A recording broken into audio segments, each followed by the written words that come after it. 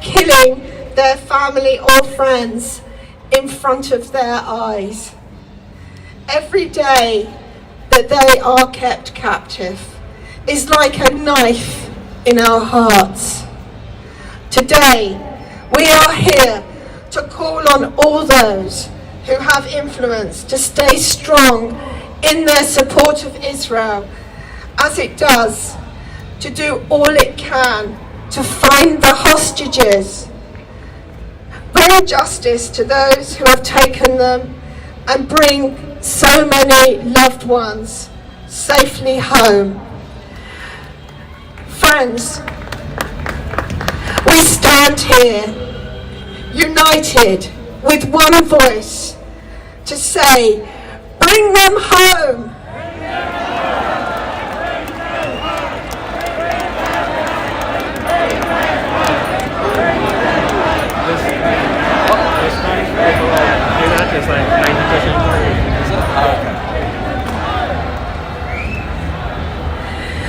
We, the Jewish people, have known adversity before, and we are now here to draw from our extraordinary Jewish experience and tradition and our universal human values to sustain us in this dark and awful time. Thank you for listening to me today, Marie van der Zyl, the President of the Board of Deputies of British Jews, and I say to you, and please say with me, Am Yisrael Chai! Am Yisrael Chai! Am Yisrael Chai! The people of Israel live. Thank you.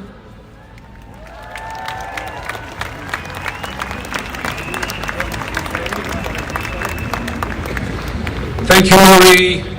Can I now ask the Chief Rabbi, Sir Ephraim Mervis, to join us?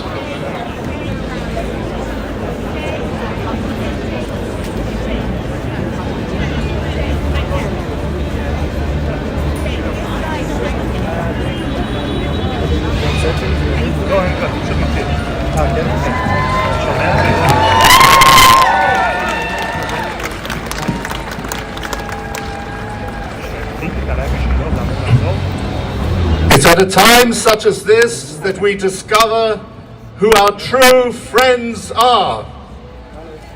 Your Majesty, King Charles, thank you for your support. The Prince of Wales, thank you for your support. Our Prime Minister, Rishi Sunak, thank you for your support. The Leader of the Opposition, Sir Keir Starmer, thank you for your support. Sir Ed Davey, Leader of the Lib Dems, thank you for your support. And to so many, many people, the length and breadth of the UK, who are expressing their support for Israel and solidarity for our community, and deep, deep anguish over our hostages, thank you for your support. Toda Rabbah from the bottom of our hearts.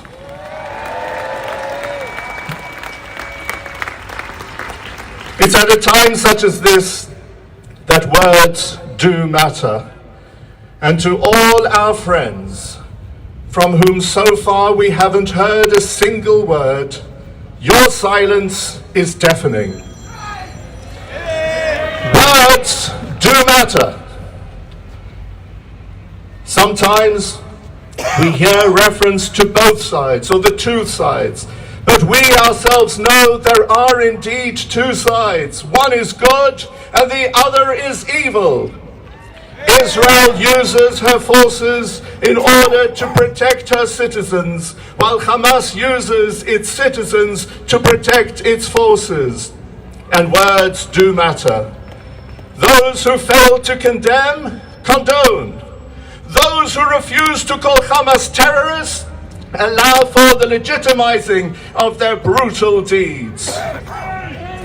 At this time, we stand together with so many people right around the world, and we declare to the state of Israel and her citizens. We feel your pain and we stand with you.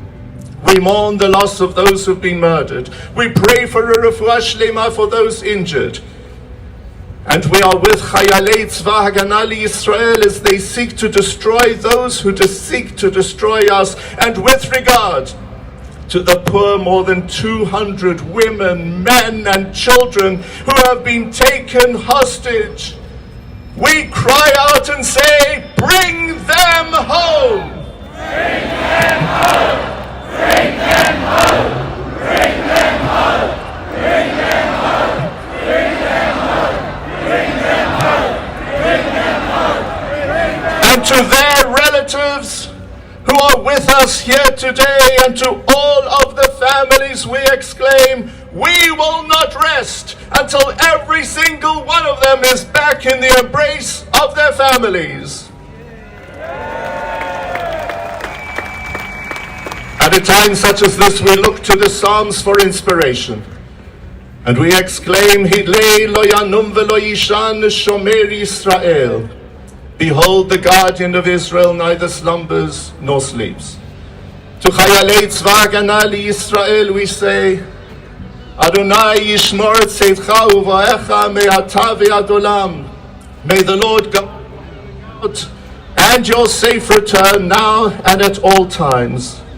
And ladies and gentlemen, because we want our hostages back, and because we yearn for nothing more than peace, please join me as we pray, Oseh Shalom Bimromav, Hu Yaseh Shalom Aleinu, Ve'al Kol Yisrael, Ve'imeru, Amen.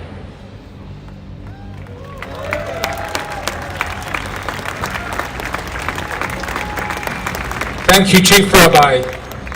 Can I now ask family members of the hostages and family members of some of the murdered victims to join me on the stage?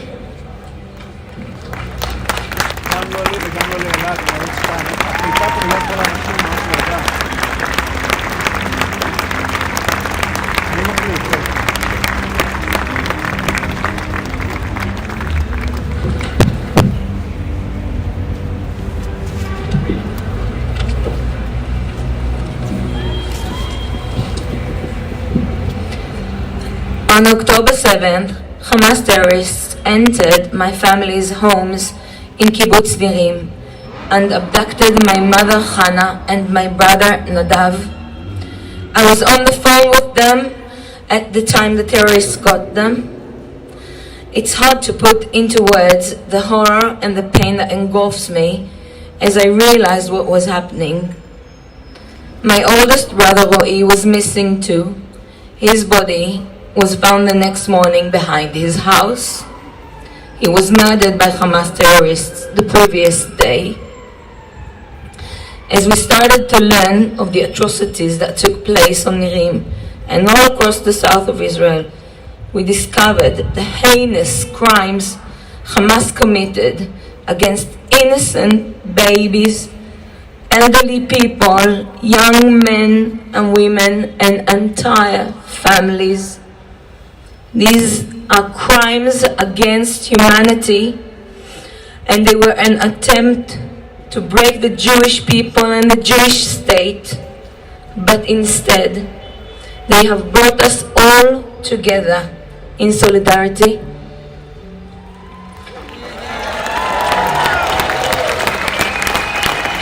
And now, the world must hear our plea.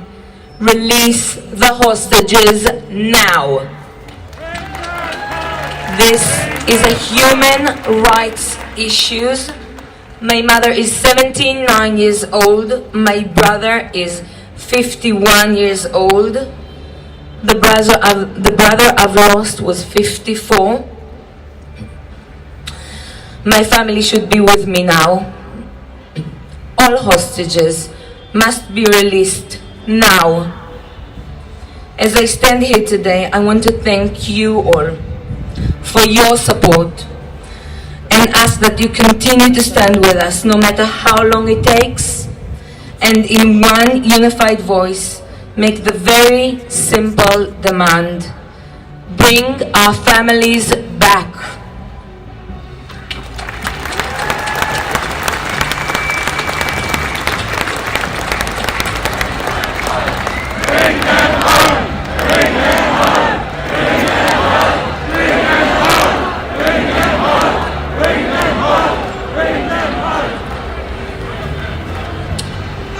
How emotional to see so many of you in support, and how sad and morally disturbing that we have to explain to the world and justify our stand following the atrocities and the manslaughter that happened on that Shabbat, on that Simchat Torah, just over 2 weeks ago. My name's David. I was born in Leeds. I've lived on Kibbutz Alumim, a farming community which is between Kfar Aza, Be'eri and Nachal Oz, a religious kibbutz. Let me explain to you what we went through on that day. At 6:30 in the morning we were woken to rocket attacks. We're used to that. For 20 years we've had it. We go into the bomb room, we go out of the bomb room, we go into the bomb room, we go out of the bomb room. But this time it was different. It didn't stop. Yes, we put on our telephones and we put on our television to see what was going on, and messages started coming through. The first thing we saw was armed cars going through Sderot. Sderot is 11 kilometers north of Kibbutz Alumim. Couldn't believe my eyes. Terrorists walking around with Kalashnikovs, RPGs, firing all over the place.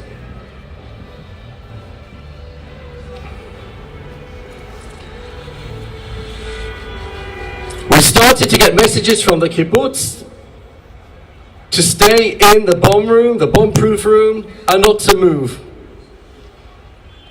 And then I received 2 phone calls.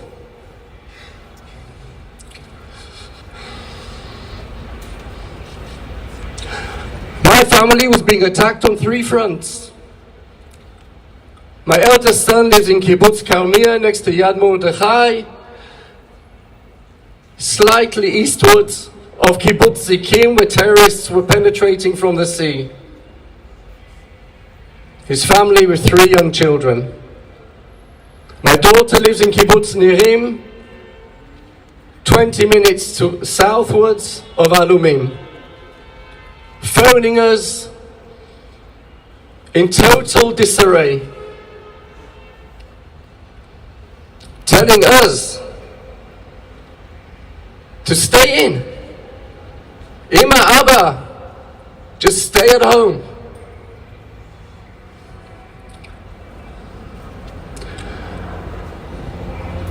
Then within our kibbutz, we began to hear shooting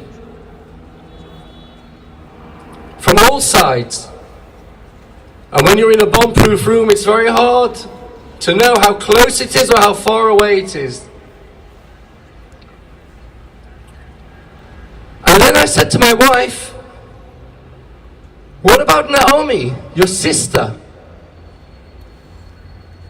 She goes for a run normally on Shabbat morning. Oh, she'll be okay. We stayed in the bomb-proof room till Sunday, from Shabbat morning 6:30 till Sunday 2:30 in the afternoon.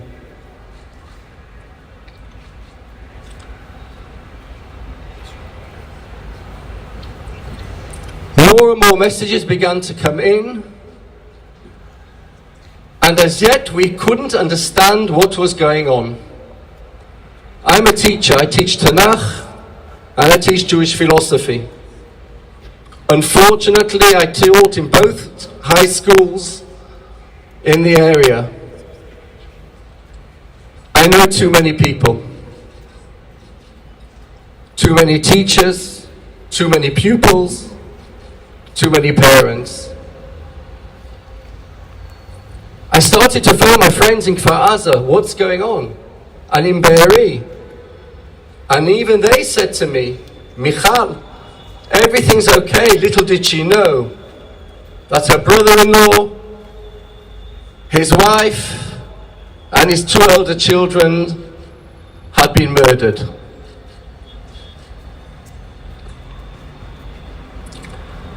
Towards the evening, we tried to find out what's happened to my sister-in-law, and the news filtered through that she had been killed. She went for a run from Yad Mordechai to Netiv Asara. She was shot in the back and shot in the head from 0 range. And what about Alumim? We have a defense team of 12, and we had 60 terrorists trying to get into the kibbutz. They came in through the back gate, they slaughtered the foreign workers that we have such a good relationship with, went into their bomb-proof room. I can't describe the scene in that room. They came into the residential part of the kibbutz. They had a plan. We found the maps. They knew exactly where they were going. In each kibbutz, they knew to go exactly where the youngsters live. Kfar Aza, the whole area where the youngsters are, was burnt, pulled down.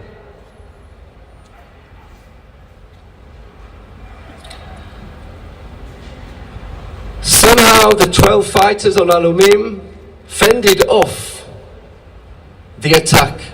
Although the whole day we had skirmishes and shooting and rocket fire, we received notices that 4 to 5 of the team of 12, had been injured. It was impossible to get to the local clinic on the kibbutz because it was cut off. And then we realized this is something different. We've never experienced any attack like this.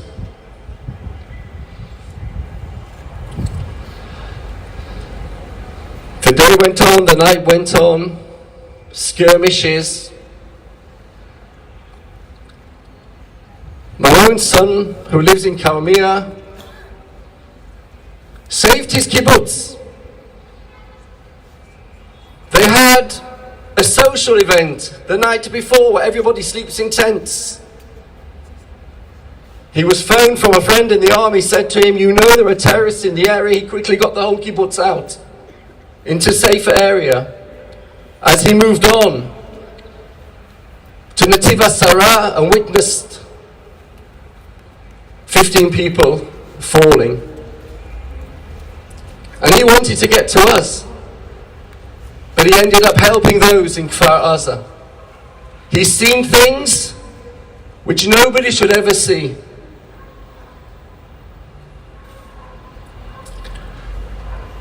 Because we didn't know where my sister-in-law's body was when the kibbutz was evacuated, we couldn't go up north. We had to stay in the area. Just listen to this crazy story. So where did we go? I went to my other sister-in-law in a place called Nitzan. And there we sat again in the air raid shelter, because there was again the possibility of terrorists infiltrating. This is 40 kilometers towards Ashdod. That family, like many others, gave up their home in Gush Katif in the Gaza area for peace 20 years ago. And what did they get? 20 years of rockets. No peace.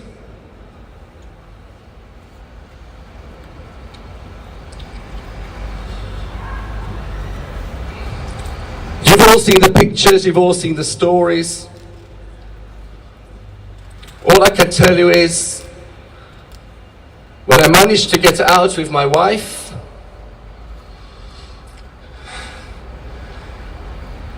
I got to the gate of the kibbutz. Bodies everywhere. Cars riddled with bullets. Not one car, not two. Like a traffic jam going kilometers. I said to my wife, don't look. How can you not look? There's nowhere. There's no place you can't look. Death everywhere.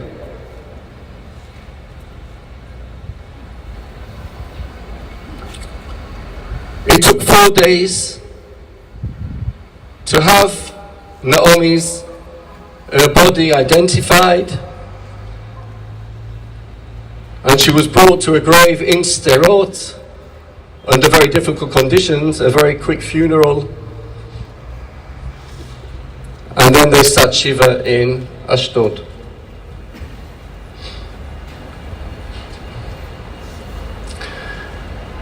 I grew up in England. I left after a full British education.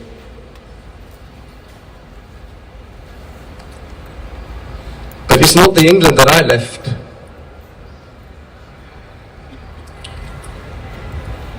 To see a Hamas flag flying in a liberal democratic country after those atrocities, kidnapping, raping women, cutting pregnant women open, an 8-month pregnant woman cut open, killed, and a knife placed inside the womb where the newly born baby would have come from. These are not human acts. These are not moral acts. They cannot be part of this world. And if that Hamas flag flies here,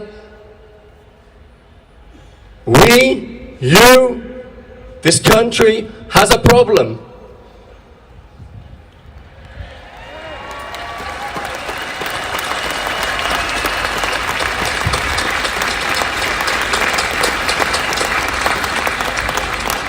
There are no buts, there are no maybes. This cannot be allowed. It's totally immoral.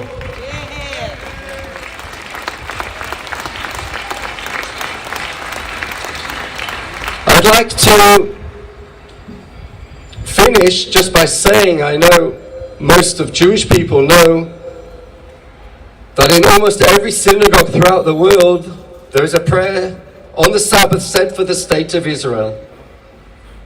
But I would also like for our non-Jewish friends and supporters to know that in every synagogue in the world, Jewish people say a prayer for the state that they live in. We say a prayer here in the United Kingdom for the king and all the royal family. Included in that prayer is for the government, for the officers, for the ministers, to have compassion, to show justice. I want to ask and appeal to the British government not only to listen to that beautiful prayer which shows how faithful the Jewish community are to the place that they live in, but to really help make those prayers come true and bring back our brothers, our families, our children.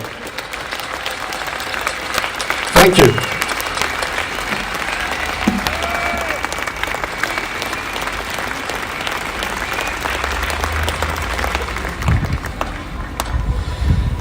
My name is Ofri Bibas. My younger and only brother Yarden was taken from his house together with his wife Shiri and their 2 young children Ariel is only 4 years old, and Kfir 9 months old baby. Saturday morning, Yarden started texting me when they went inside the safe room. He told me he can hear gunfires outside his house, terrorists screaming in Arab. He was terrified. I already knew what is going on in other kibbutzim. I heard about the Hamas burning houses with people inside, raping women, killing babies. I just asked him to keep the kids quiet. He wrote to me they were trying, but they were babies. It's hard to keep them quiet. He wrote to me he feels it's the end. He had a gun, but they had automatic weapons. 9:30, he wrote to me and to my mom and my dad. He said, I love you. I never wrote him I love you back, because I never thought I'd never see him again. 10 minutes later, he wrote they were coming inside their house. And ever since, I know nothing about them. We know Shiri and the kids were taken. Everybody saw their video being kidnapped by the Hamas terrorists. I know my brother was taken. There's a photo of him with a terrorist holding a hammer, hitting him in the head. He was kidnapped, bleeding and hurt. We came today just to ask. We want to know what is going on with the families. We want the Red Cross to go inside and check on them. These are babies, they need food. I don't know if they ate anything for the last 16 days. I don't know if my brother is being taken care of for his injury. We know nothing. This is not a political issue. This is a humanitarian issue. Kids, women are not part of this war. They shouldn't be there. They should be home with us.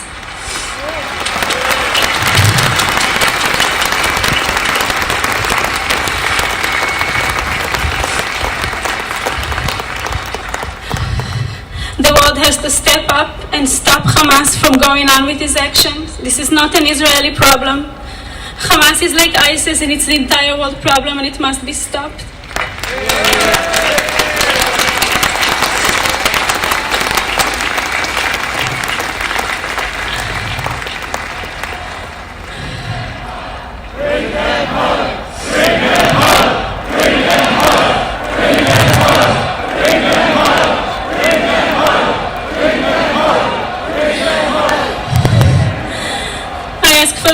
For the British government to put pressure for all the governments around the world to just bring our families back. We miss them. We want them back home. Thank you.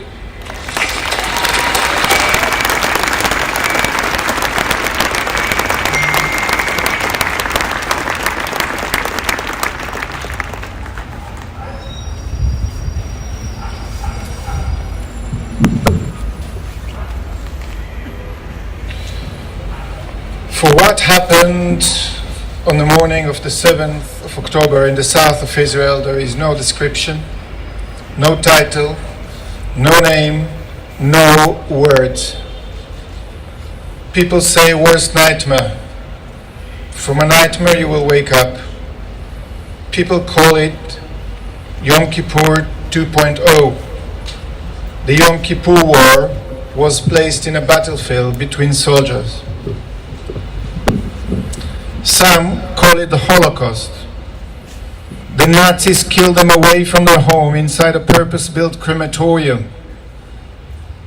The Hamas terrorists came to gas them in their own homes, came to slaughter them, came to kill the young, the old, and their dogs. They came to kidnap, they came to rape, they loot and burn everything behind them. So they kidnap a 9-month-old baby and a 93-year-old Holocaust survivor, happy jubilant, celebrating and so proud in their success, documenting and streaming it all for the world to celebrate with them. From a thriving community of 400 people in Kibbutz Nir Oz, left 150 broken survivors. 1 in 4 in Nir Oz is either kidnapped or dead.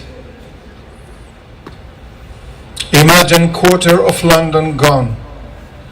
8 boroughs vanished. Every name is family. Every photo is a friend. Everyone is life.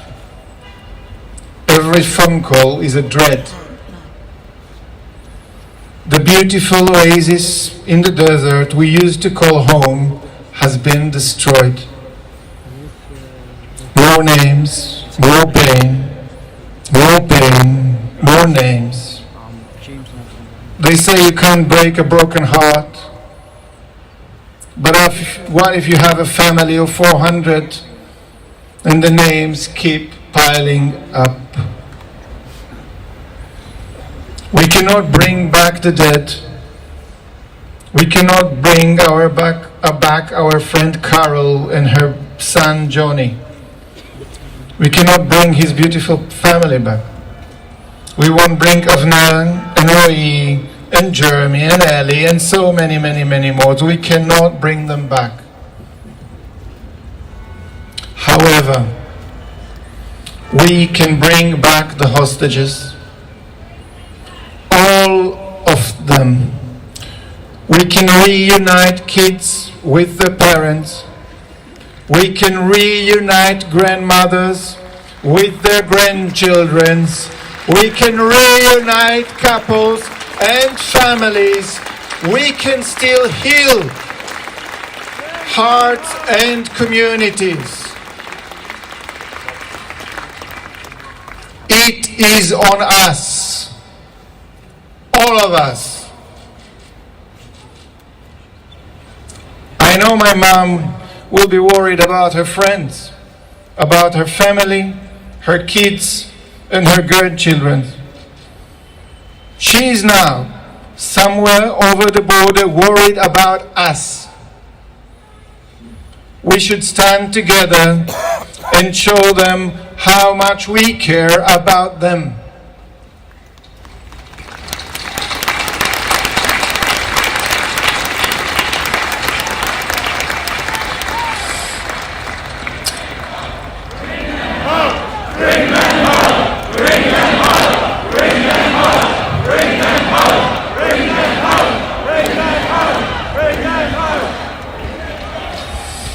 I call the Israeli government to prioritize the release of all civilians, hostages, without any delay. I call the international community to prioritize release civilian hostages immediately, without any delay.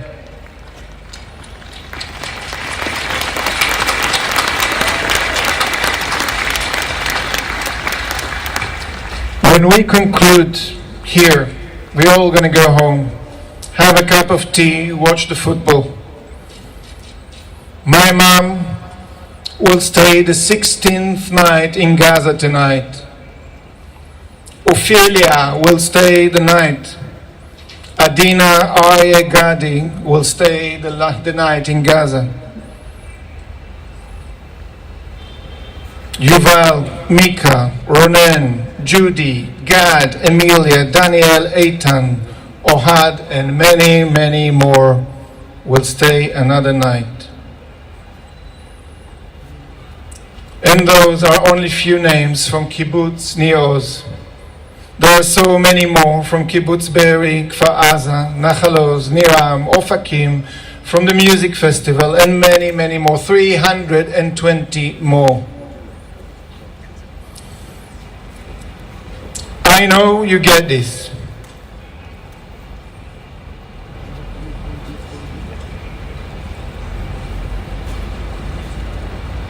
I know you got this, and this is why you're here. But we need everyone to get it.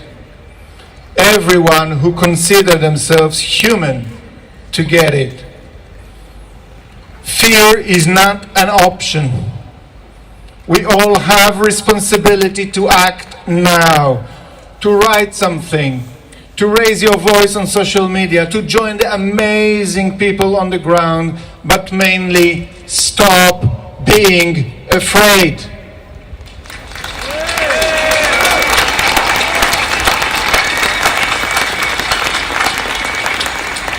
And the next time you feel the fear, think about 3-year-old Abigail captured alone in Gaza. This is what fear looks like these days. For most people, every day now feel better. People go back to the routine and their life. For us, the families, every day makes it more unbearable, more difficult, more painful. For the sake of the families, we need them back. For the sake of the communities, we need them back. For the sake of Israel, we need them back. For the sake of humanity, we need them back. Our voices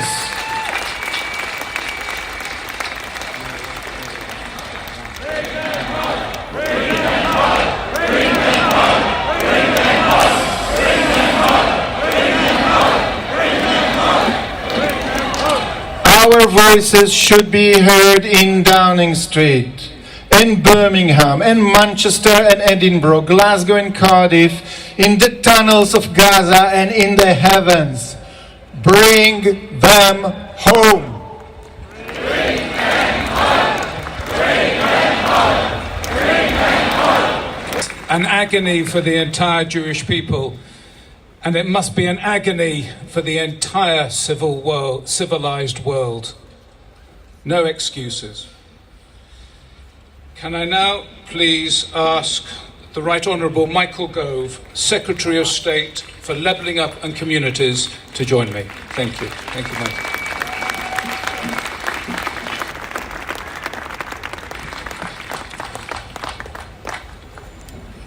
It is incredibly humbling and difficult to speak after what we have just heard.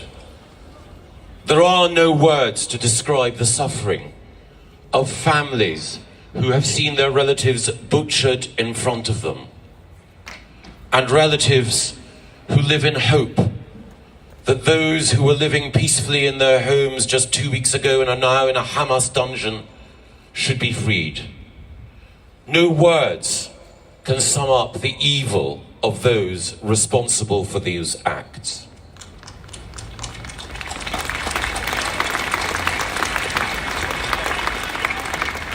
But words matter and promises matter, and the world made a promise 75 years ago: never again.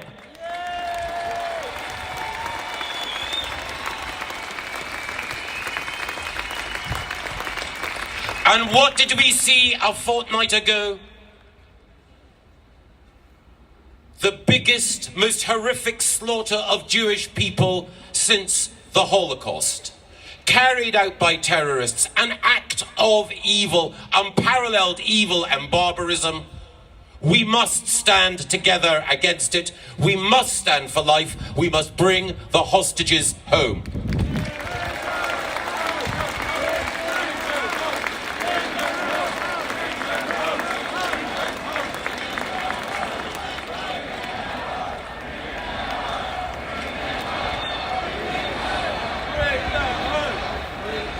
There is a difference between now and 1945.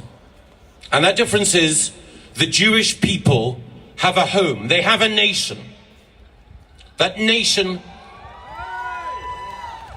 was born in hope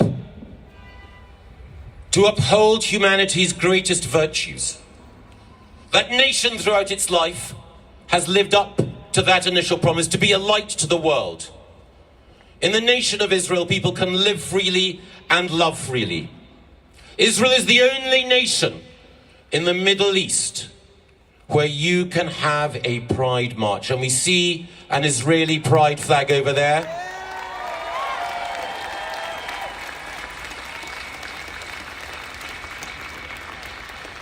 When I see that flag, I feel pride. I feel pride in Israel's tradition of inclusivity, humanity, and democracy.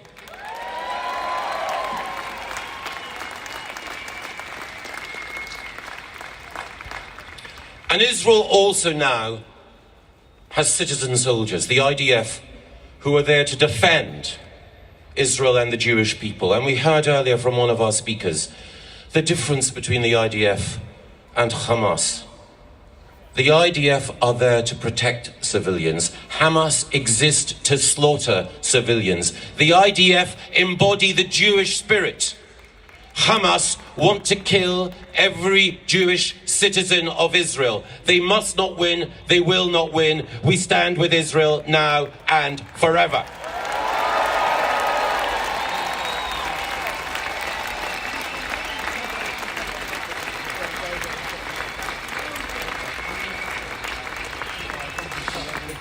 I'm not Jewish, but you and I know that anti-Semitism practices something called the double standard. The Jewish people are different and held to a different standard from everyone else. And we've seen that in the last 2 weeks. There is sympathy, yes, for the Jewish people when they are victims and they are suffering. But when the Jewish people say, we need to be strong, we need to defend our values and our peoples, we need to stand up for humanity, then you hear the critics and the cynics attacking Israel. Well, let me be clear here, as a British government minister, and I speak for friends across parties in the House of Commons. Israel must stand strong, and Britain stands with Israel.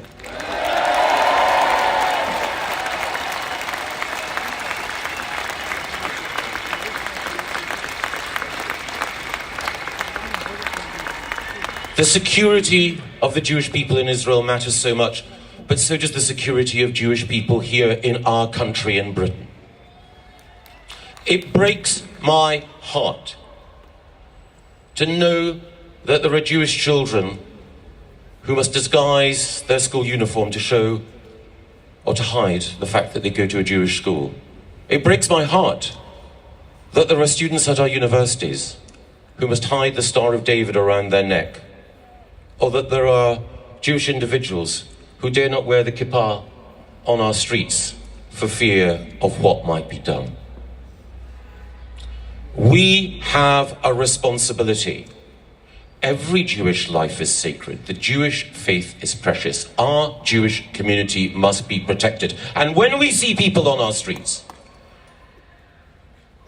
with posters celebrating paragliding killers, when we see terrorist flags waved, when we see chants which call for the elimination of the Jewish state, then we must be clear. Never again shall we see these words, these symbols, this hate.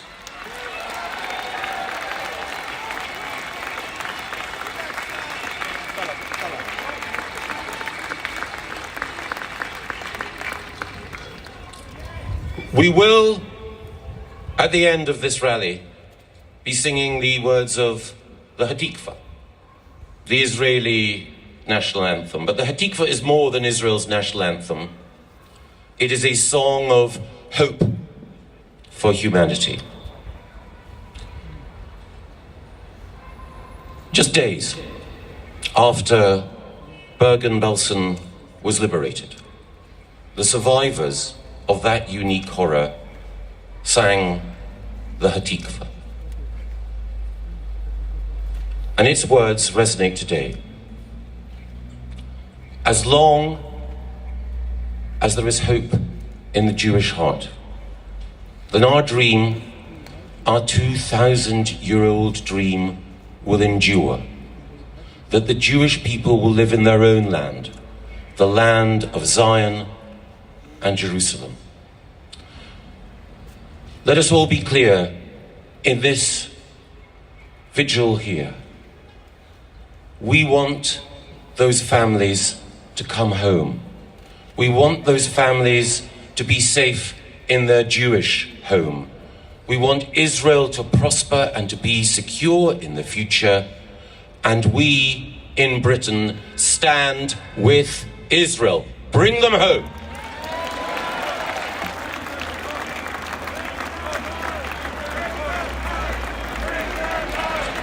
Thank you, Michael. We appreciate your presence today. Can I now introduce Johnny Reynolds, Shadow Secretary of State for International Trade and Business. Thank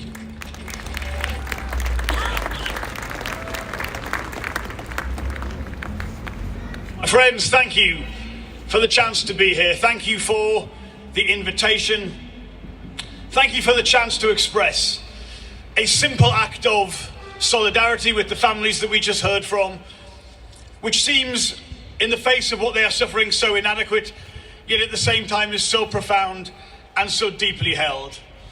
No words can adequately follow the testimonies they just gave.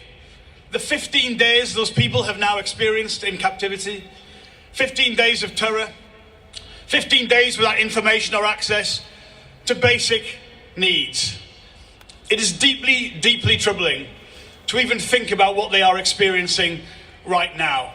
But the human tragedy that those testimonies reveal, that they get to the heart of, must be front and centre in all of our minds. And that is why, when it comes to the condemnation of terror, there cannot be any equivocation, any caveats, any ifs or buts. It must simply be the condemnation of terror and the simple message that we must bring them home.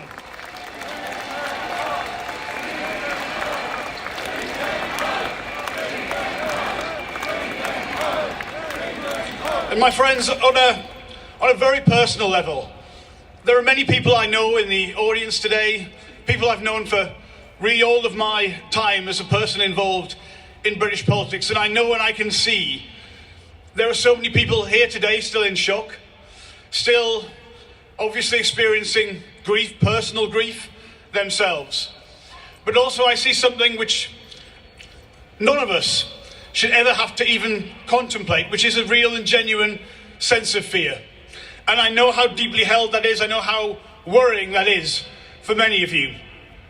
And I would say to anyone, as Michael has just said, who believes the way to express their own political views on any conflict is in any way to glorify violence or to call for more violence and seek to do so on the streets of British cities, not only do they do a disservice to their own cause and their own political views, but they fundamentally are engaging in activity that we say is not acceptable in this country of ours. And where there is a need to give you that further reassurance and to make you absolutely know that the belief that we all have, that every community in every part of this country should be able to live in safety and feel that safety everywhere they go, is a cross-party commitment, and it is profound and it is deeply held, and I promise you that we will do that.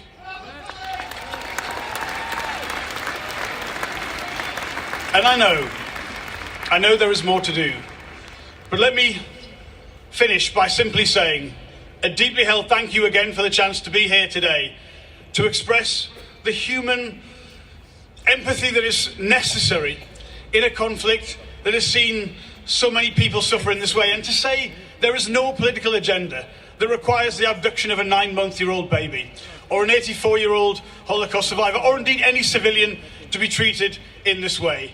So all of us in Parliament, across this country and here together, let us stand united against terror, let us stand united against division, but here and now let us stand united and say, bring them home. Thank you very much.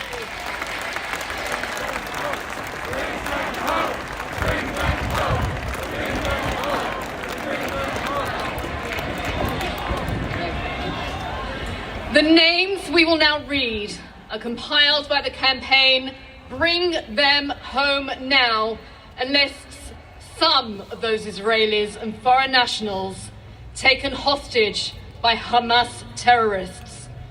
This is not an official list, and changes are likely as more information becomes clear. Please remain silent as we read the names of those we cannot and must not forget. Tamir Adar, Yafa Adar, Liri Albag, Daniel Aloni, Emilia Aloni, Matan Angrest, Noah Agamani, Karina Ariev, Aviv Adsili, Liat Adsili, Noam Avigdori, Sharon Avigdori, Elma Abraham, Uriel Baruch, Sagiv Benin Benzvi, Liat Benin, Nick Bezer, Ohad Ben-Ami, Raz Ben-Ami, Ron Benjamin. Berger, Gali Berman, Ziv Berman, Ariel Bibas, 4 years old. Kfir Bibas, 9 month old. Shiri Bibas, Yarden Levi, Elkana Bukhbut, Rom Breslavsky, Hargar Bordach, Ofri Bordach, Uriah Bordach, 4 years old. Yuval Bordach, 8 years old. Yagev Buchstab, Esther Buskila, Tal Chaimi, Ben Cohen, Aliyah Cohen, Nimrod Cohen, Sapir Cohen.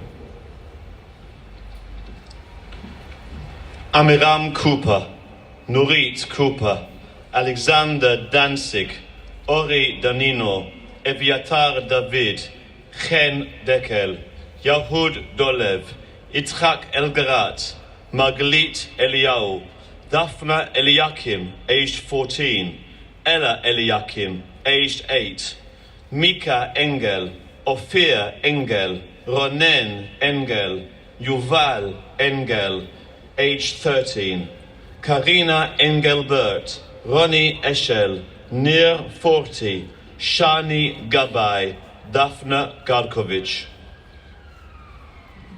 Kamal Gat, Daniel Giloba, Guy Gilboa Dalal, Tamar Goldenberg, Romy Gonen, Maya Goren, Shani Goren, Ilana Grutetsky, Tamar Gutman, Ron Givley, Haggai Gad, Yotam Hayim, Inba Hayim, Yeheskel Hanum, Louis Ha, Dietza Hyman, Maxim Herkin, Hirsch Goldberg Polin, Eitan Horn, Yair Horn.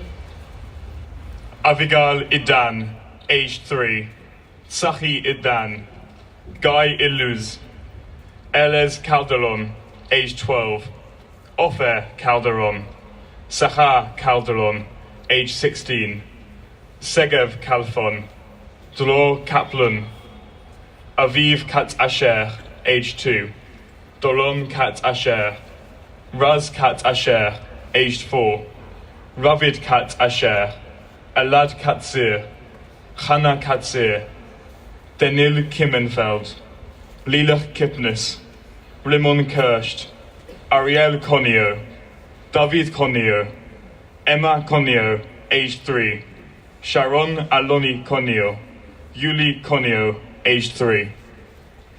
Andrei Kozlov, Ronnie Krivoy, Bar Kupstein, Mia Lemberg, aged 17, Gabriela Lemberg, Eitan Levy, Naama Levy, Or Levy, Eliakim Liebman, Oded Lifshitz, Yocheved Lifshitz, Alex Lubanov, Shani Luke, Noah Marciano, Nili Margalit, Clara Rose Marman, Fernando Simon Marman, Jan Almog Meir, Tamar Metzger, Yoram Metzger. Albert Miles, Omri Miran, איתן מור, עדינה משה, גדי מוזס, מרגלית מוזס, אברהם מונדר, קרן מונדר, רות מונדר, אוהד מונדר,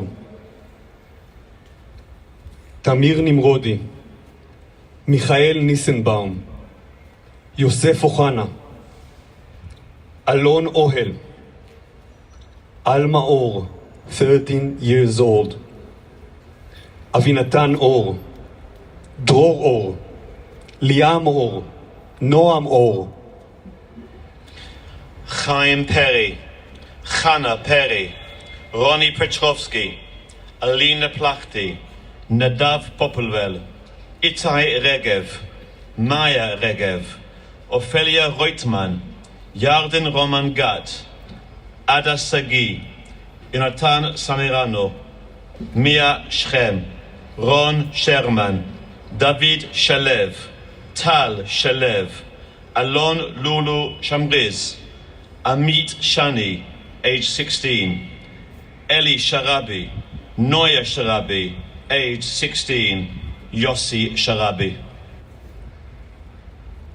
Omer Shem Tov, Adi Shoham, Yahel Shoham Gani, Nave Shoham, age 8, Tal Shoham, Shoshan Haran, Idan Shitvi, Yehuda Shukron, Adriana Aviva Siegel, Samuel Keith Siegel, Vivian Silva, Amit Susanna, Doron Steinbrecher, Itai Sitsky, Irina Tati, Dor Taor, Elia Toledano, Alexander Sasha Trupanov, Vitali Trunapov, Yelena Trupanov.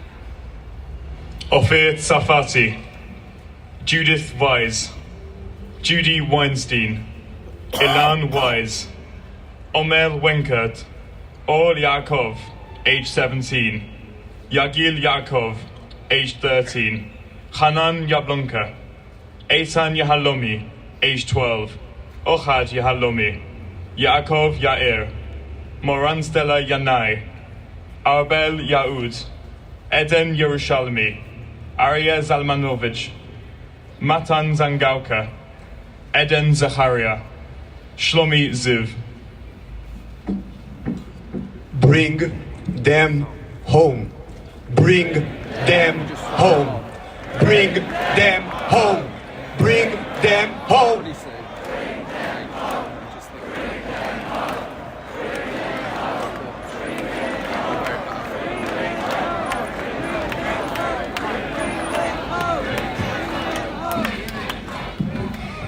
Indeed. Can I please now ask Rabbi Charlie Baginski, Senior Rabbi of the Liberal Movement, to say a few words. Thank you.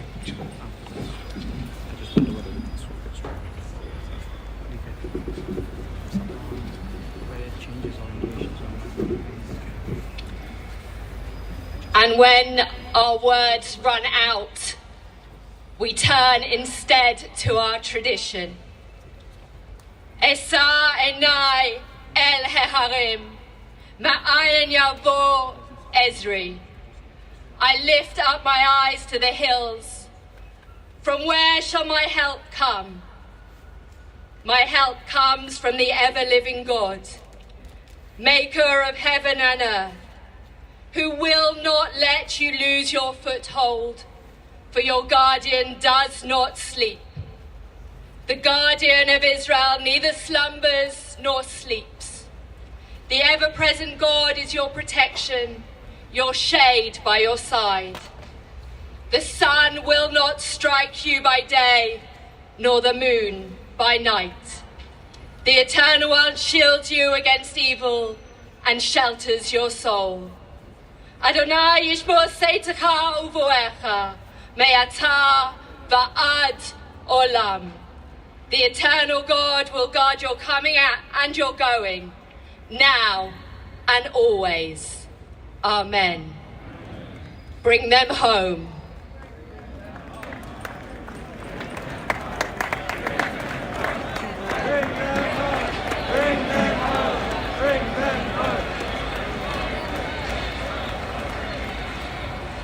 Can you please all now join me in a minute's silence?